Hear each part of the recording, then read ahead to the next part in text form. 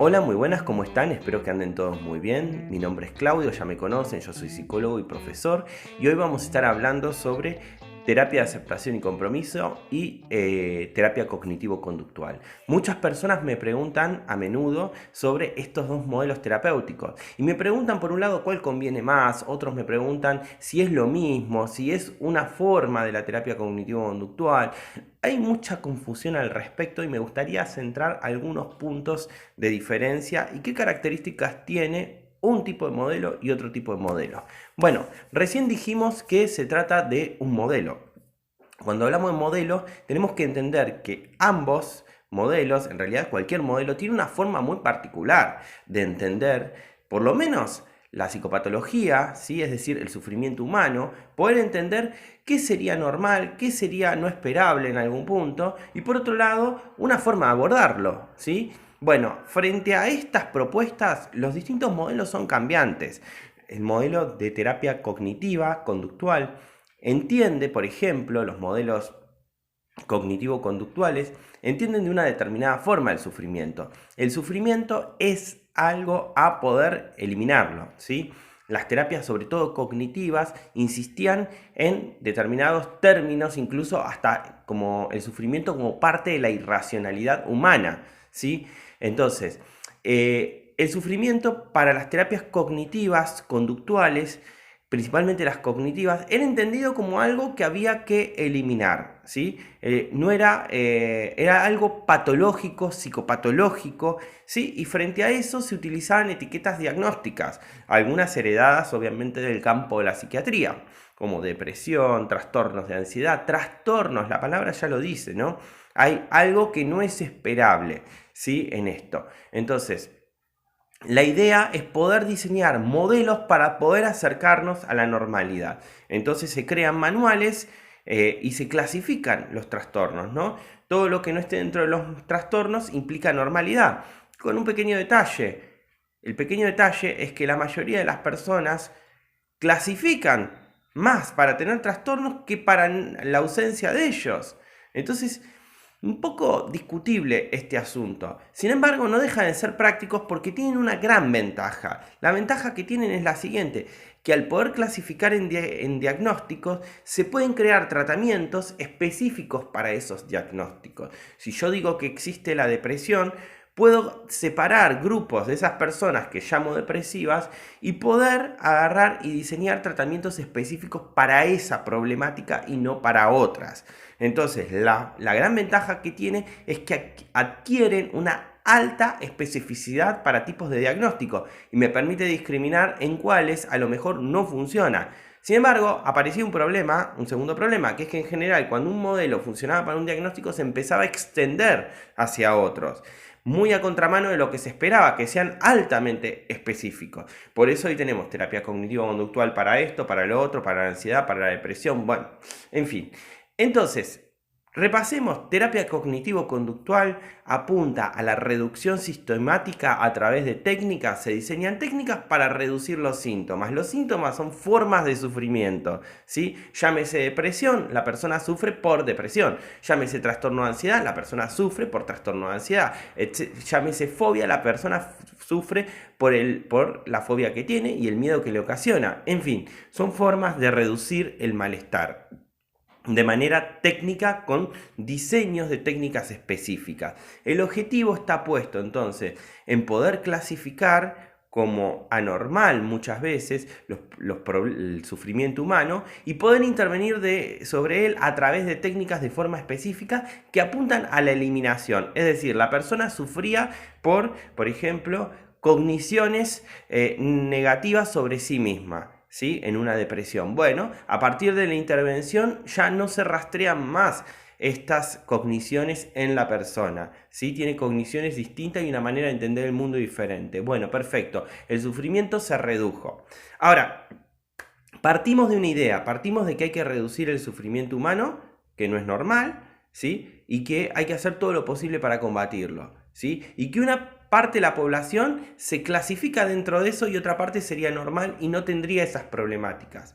Bueno, el modelo de ACT es un modelo de flexibilidad psicológica. ACT va a plantear algo distinto. No estoy diciendo que sea mejor ni peor, estoy diciendo simplemente que plantea una propuesta diferente. La propuesta es que el sufrimiento humano es relativamente normal.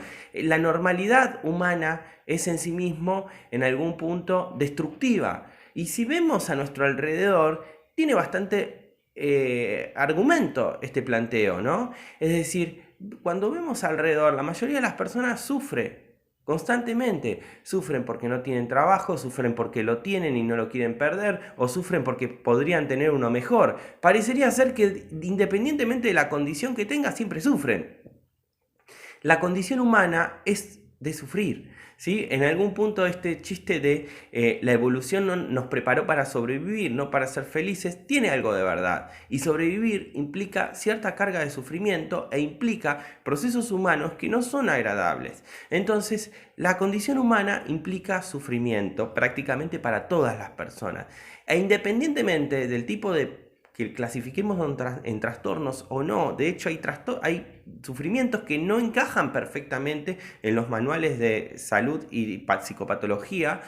Y sin embargo, podríamos decir que son clínicamente relevantes. Es decir, la mayor parte de las cosas que los psicoterapeutas trabajan no encajan 100% en un manual de trastorno o de psicopatología, ¿no? De trastornos mentales y psicopatología. No encaja perfecto. Digo, tener una depresión pura, un trastorno de ansiedad completamente pura, son las menos de las veces, no son la mayoría. La mayoría de las veces, ¿con qué trabajan los psicoterapeutas? Y con una separación, con la pérdida de un empleo, con la tristeza por no encontrar un poco qué hacer de la vida una persona, por el miedo, algún miedo inespecífico que tampoco clasifica para un trastorno de ansiedad generalizada. En fin, digo, la mayor parte de las veces los psicoterapeutas trabajamos con un sufrimiento muy inespecífico, pero que parece atravesar a todas las personas en general. ACT parte de este punto. El sufrimiento es normal, el sufrimiento es inevitable, ¿sí? Es parte de la vida y va a estar. Y la felicidad o el bienestar es relativamente frágil y momentáneo, parece, en la mayor parte de las personas. Si nosotros repasamos nuestra historia, vamos a ver que esos momentos que decimos fuimos realmente felices, nos sentimos realmente bien, fueron contados con los dedos. Vamos a ver, y ni siquiera los buscamos, probablemente. Entonces, ACT parte de un modelo completamente distinto. No va a buscar la eliminación del sufrimiento si dice que es parte de la normalidad, ¿no? Que es ubicuo en algún punto a la condición humana. No lo va a buscar. Lo que va a intentar hacer es producir que la persona no quede atrapada permanentemente en el sufrimiento. Es decir, que la persona pueda tener flexibilidad psicológica. Por supuesto, ¿va a utilizar técnicas? Sí, va a utilizar técnicas, estrategias, técnicas vivenciales, metáforas y demás instrumentos para poder lograr esa flexibilidad deseada, para poder entrenar esa flexibilidad. Va a intentar dar habilidades más que técnicas, ¿sí? Va a intentar desarrollar habilidades para que la persona, aún entendiendo que el sufrimiento es normal y es parte de la vida y probablemente no sea el objetivo eliminarlo, la persona pueda correrse de ese sufrimiento para poder entrar mayor en contacto con las cosas que le importan, ¿sí? Para poder tener cierta flexibilidad y no quedar atrapada en el sufrimiento. Es decir, la persona sufre por algo a lo mejor, pero puede correrse momentáneamente, puede elegir cuándo correrse porque se está desconectando de cosas que son más significativas e importantes para ella. Y muchas veces, a partir de que la persona cultiva flexibilidad psicológica, ocurre que la reducción sintomática o la reducción del malestar, mejor dicho, del sufrimiento se reduce, pero se reduce no como algo que la terapia de aceptación y compromiso busque, sino como algo que termina ocurriendo de manera indirecta. Ahora bien, por otro lado, vamos a decir que es un modelo que no busca clasificar, ¿sí? Lo que busca, independientemente del tipo de sufrimiento que sea, es poder generar flexibilidad psicológica frente a procesos que en sí mismos muchas veces son destructivos en el ser humano y que los van a llevar de por vida. Pero el punto es, si no busca clasificar tipos de sufrimiento y ponerle determinadas etiquetas, lo que va a tratarse es de un modelo transdiagnóstico. El punto es que independientemente del tipo de trastorno que estemos trabajando, no importa si es depresión, ansiedad, lo que sea, casi siempre aparecen elementos comunes que parecen atravesar a todos los diagnósticos en general. Por eso es transdiagnóstico. Es un modelo que entiende el sufrimiento de manera horizontal, no vertical. Es decir, que atraviesa a todos los tipos de trastorno por elementos comunes, ¿sí? Procesos que están dándose en común. Por ejemplo, independientemente de que hablemos de una depresión o un trastorno de ansiedad, uno puede decir, bueno, la depresión, la persona tiende más a la reminiscencia y en el trastorno de ansiedad más hacia el futuro, lo cual es cierto. Independientemente de esto, casi siempre hay una dificultad. Fíjense, estoy en el futuro, estoy en el pasado, hay una dificultad para poder estar en el presente, ¿no? Entrar en contacto con el presente, ¿no? Esto en casi todos los trastornos en general están dados. La persona queda absorbida por el sufrimiento, por lo que va a pasar, por lo que pasó, etc. Y pierde el contacto con el presente, ¿no? Independientemente del trastorno, sea depresión, ansiedad, lo que sea, fobia, no importa. Va a ocurrir que la persona queda enredada, ¿no? en pensamientos, ¿sí? Independientemente que sean racionales o irracionales, más ajustados o no ajustados, porque también hay pensamientos en algún punto negativos, pero que pueden estar sumamente ajustados a la realidad y generar sufrimiento. No solamente la irracionalidad genera sufrimiento, la racionalidad también genera sufrimiento. Ahora el punto es, ¿por qué esa persona no se puede separar de esos pensamientos? ¿Por qué esa persona no puede entender sus propios pensamientos como a lo mejor simplemente eso, fenómenos mentales, ¿no? Independientemente de que sean racionales o que sean irracionales, ¿sí? ¿Por qué la persona queda enredada en eso de manera constante? ¿Sí? ¿Por qué toma ese pensamiento de como una realidad en este momento, ¿no? Bueno, ahí aparece una dificultad para desliteralizar el lenguaje, el pensamiento, etc. Entonces vamos a ver que hay ciertos procesos que se dan de manera sistemática. Por ejemplo, otro es la falta de contacto con lo que realmente le importa a las personas. Cuando quedan tomadas por el sufrimiento, en general, independientemente de la forma en que se presentan, las personas llegan con alguna dificultad, que es la dificultad para poder tomar contacto con aquello que valoran. La persona con trastorno, con una agorafobia, en general perdió el contacto, se le volvió problemático no salir a la calle, no poder salir, recorrer su ciudad, se le volvió problemático porque en algún punto pierde contacto con cosas que son importantes. La persona con depresión lo mismo, se queda cada vez más en su casa, cada vez deja de hacer, y solamente le es un problema dejar de hacer porque hay cosas que quiere hacer que son importantes, si no, no sería problemático, ¿sí? No es lo mismo la persona que hace ocio, mucho ocio en general, le gusta, es ociosa, que una persona depresiva, por dar un ejemplo. Entonces, ¿qué quiero decir con esto? Lo que quiero decir es, hay características que todos los trastornos tienen y ciertos procesos comunes, ¿sí?, que se van dando, que en ellos puede aparecer mayor flexibilidad o menor flexibilidad, ¿sí? Podemos tener mayor o menor contacto, por ejemplo, en uno de los procesos es contacto con el momento presente. Podemos tener mayor o menor contacto con ello. Podemos tener un mayor grado de fusión cognitiva o no, por ejemplo. O fusión cognitiva. ¿Qué es esto? Esto que decíamos recién, mayor capacidad de poder desliteralizar o no el lenguaje, ¿sí? Podemos tener, por ejemplo, mayor contacto con nuestros valores, conocer más o menos nuestros valores. Podemos tener acciones que estén guiadas por esos valores o no, cada vez menos.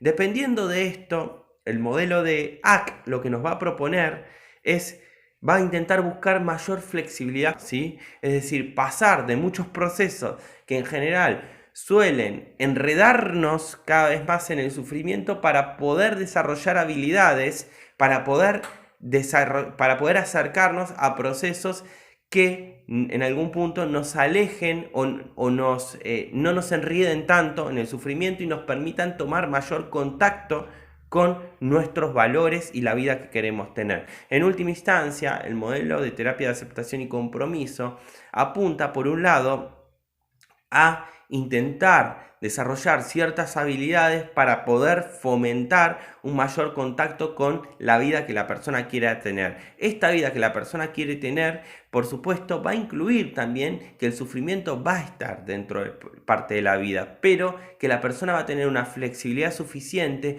para poder a lo mejor dar un paso atrás, no quedar tomada totalmente por esto y empezar a hacer algo diferente. Por supuesto, muchas veces cuando hacemos cosas diferentes y entramos en contacto con una vida que valoramos, se produce de manera indirecta o de manera secundaria la reducción de la sintomatología o el malestar, mejor dicho, ¿sí? En AC no vamos a hablar directamente de sintomatología, sino del malestar y del sufrimiento. Por supuesto que va a ocurrir eso luego, pero da igual si ocurre o no, no es el punto, no es el objetivo. Y acá vamos a ver algo muy importante que hay de diferencia entre los modelos cognitivo-conductuales y los modelos del modelo de terapia de aceptación y compromiso, un modelo de flexibilidad psicológica.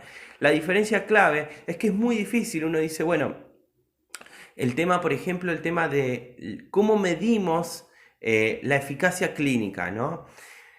Uno puede constatar, por ejemplo, los modelos que están validados en función de la eficacia clínica que van teniendo por ejemplo, en la página División 12 de la APA, entre otras, puede consultarlos. Y uno dice, bueno, este modelo funciona para esto. Pero la pregunta es, ¿cómo construimos en la investigación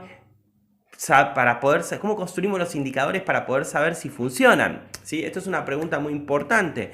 Es decir, si medimos la reducción sintomática, ¿sí?, vamos a entender la eficacia, la eficiencia y la efectividad de una determinada manera, ¿sí? Vamos a intentar evaluarlo, por ejemplo, en términos de reducción de malestar, en términos de reducción de síntomas. La persona verbaliza tantas veces durante el día, a lo mejor, unas determinadas cogniciones sobre sí misma y se redujo eso, por lo tanto el modelo funciona. La persona no hacía determinadas actividades, ahora las hace, bueno, entonces funciona. Es decir, se mide en función de reducción sintomática, ¿sí? Reducción sintomática. Ahora, en AC es muy distinto y es muy difícil poder hacerlo entrar en estas formas de evaluación de eficacia clínica, porque no busca la reducción sintomática, sino la flexibilidad psicológica, ¿sí? Entonces, el objetivo no es la reducción. Si se da, aún así, muchas veces se da y se sabe que es eficaz, y si consultan en la página División 12 de la APA, por ejemplo, van a ver que aparece AC. Pero no es el objetivo. Esto nos da la pauta de que es, en algún punto, aún no trabajando en eso lo consiguió, pero el punto es otro. El punto es la flexibilidad psicológica, no la reducción sintomática. Es decir, a lo mejor que una persona frente a determinados pensamientos, cogniciones negativas sobre sí misma, pueda dar un paso atrás y no enredarse en eso y poder hacer lo que realmente quiere hacer en ese momento. Lo que se trata de evaluar es qué tan flexible pudo ser, no cuántas cogniciones negativas tiene, sino cómo se maneja con ellas, que es diferente. Una persona a lo mejor que hace pocas actividades, no se va a evaluar solamente cuántas actividades incrementó. Se puede prestar atención, por supuesto, pero se va a evaluar, por ejemplo, si esa persona a lo mejor encuentra cuestiones significativas en esas actividades, ¿no? Si puede ver que esas actividades pueden promover a lo mejor muchos de sus valores que le importan, ¿no? Entonces, ¿qué quiero decir con esto? No es el punto cuántas va a tener, por ejemplo, sino, por ejemplo, a lo mejor se le pueden volver altamente significativas a la persona cuando entra en contacto con sus valores y puede conectar esos valores, encontrarlos o rastrearlos en esas actividades cotidianas que hace. A lo mejor no por cantidad de actividades, sino por cualidad de las actividades. A lo mejor hace las mismas actividades, pero le dedica un poquito más de tiempo a algunas que le son más significativas y a las otras no tanto. Y no está haciendo actividades nuevas necesariamente. En fin, se evalúa de una manera diferente a la que tradicionalmente se vinieron evaluando los modelos psicoterapéuticos tradicionales. Es decir, dentro de la construcción de modelos psicoterapéuticos, de los más tradicionales, por ejemplo, de la terapia cognitiva, conductual, etc., se instauró una manera de evaluar, ¿sí?, que no necesariamente aplica a otros modelos de psicoterapia. Entonces, en resumidas cuentas, la terapia cognitivo-conductual tiene una gran ventaja y la terapia de aceptación y compromiso tiene otra gran ventaja. Son dos modelos diferentes. El modelo, sobre todo cognitivo, o la tradición cognitivo-conductual, apunta a la reducción sintomática, apunta a poder discriminar, y hasta cierto punto esto da frutos, poder discriminar los distintos tipos de problemática, permite diseñar técnicas altamente específicas, ¿sí?, para determinados problemas. Ahora, y permite evaluar en términos de reducción sintomática los modelos y los tipos de tratamiento. Ahora, por otro lado, la terapia de aceptación y compromiso lo que va a permitir es tener un modelo que le permita al clínico a lo mejor ver todo el espectro de problemáticas clínicas que se presentan, ¿sí?, perder un poco de especificidad en todo esto, no apuntar tanto a la reducción de síntomas, sino a poder lidiar de una manera más, entre comillas, flexible, ¿sí?, frente a el sufrimiento humano. Y no tanto desarrollar técnicas, aplicar técnicas todo el tiempo, sino poder desarrollar habilidades, es decir, que el paciente pueda entrenar ciertas habilidades para poder manejarse frente al malestar. Es decir, es más cercano a un entrenamiento que a una aplicación de técnicas. Ahí tenemos dos maneras completamente distintas. La terapia de aceptación y compromiso y la terapia cognitivo-conductual tienen una misma raíz, que es, en algún punto sobre todo, tienen una raíz común, mejor dicho, no una misma raíz, que es los modelos conductuales, ¿sí? Los modelos conductuales, digamos que proliferaron, apoyaron a las técnicas cognitivas en algún punto, el desarrollo conductual ya venía avanzando, apoyó al modelo cognitivo, se fue complementando, pero otra parte de las ramas conductuales fueron generando lo que hoy conocemos como las terapias de aceptación y compromiso. Sobre todo los desarrollos del lenguaje, de los modelos conductuales, del conductismo, mejor dicho, de lo que se conoce como conducta verbal, dio lugar a las investigaciones sobre la RFT, la teoría de los marcos relacionales, que va a dar lugar a la terapia de aceptación y compromiso de una manera particular, y hoy también una filosofía de entender de esta forma, ¿no?, cómo ciertos procesos psicológicos pueden conllevar al sufrimiento de manera normal a todas las personas. El lenguaje está en el centro de la escena del sufrimiento humano, y esto es como tener una herramienta que nos sirve y nos es extremadamente útil como el lenguaje, pero a la vez nos genera sufrimiento y malestar. Así que bueno, lo que tenemos que entender es que quizás uno de los puntos fuertes también que la ACT tiene es que tiene una tendencia a la despatologización en general. Es decir, de entender los problemas no como trastornos, no como patologías. Es decir, tiende a la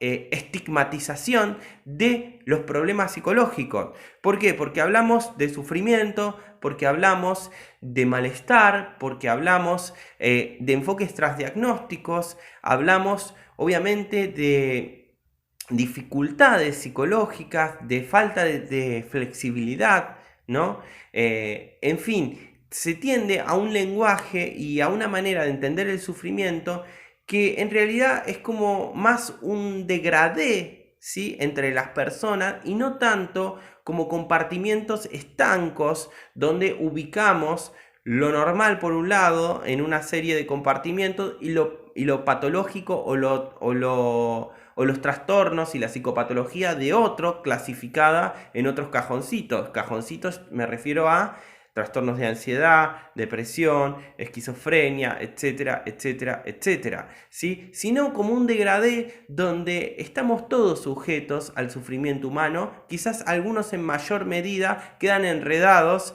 en ese sufrimiento y otros en menor medida tienen mayor flexibilidad para poder lidiar con él, ¿sí? Pero este sufrimiento nos va a atravesar a todos por iguales.